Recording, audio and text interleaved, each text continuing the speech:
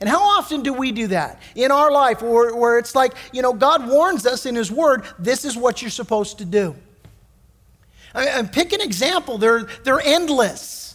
You're in your marriage and God says you're to be faithful to your wife. And so what happens though is, from my eyes, from my vantage point, I'm not so sure I want to be faithful to her anymore. And I got this chick at the office and she's paying attention to me. And she's, laughing at my corny jokes and all. And she's very attentive to me. And my wife isn't. And so what happens is we start going off of what we can see and what we feel. But what we forget is that God, when He warns us and says, look, don't commit adultery. Flee your youthful lusts. Bad company corrupts good character. And we say, you know what? I'm watching.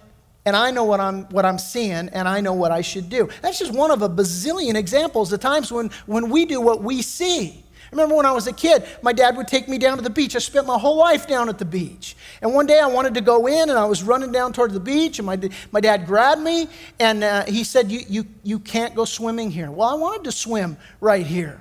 And he says, you can't swim right here. Well, what my dad saw that I didn't see was that there was a rip tide, a rip current right there where I wanted to run in.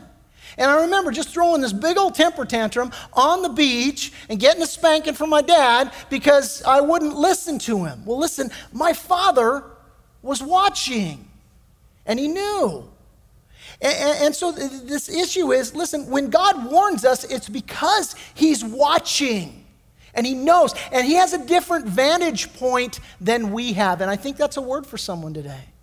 I really do. I really feel strongly impressed. That's a word for someone here today, that you need to understand that God has a different vantage point than you have.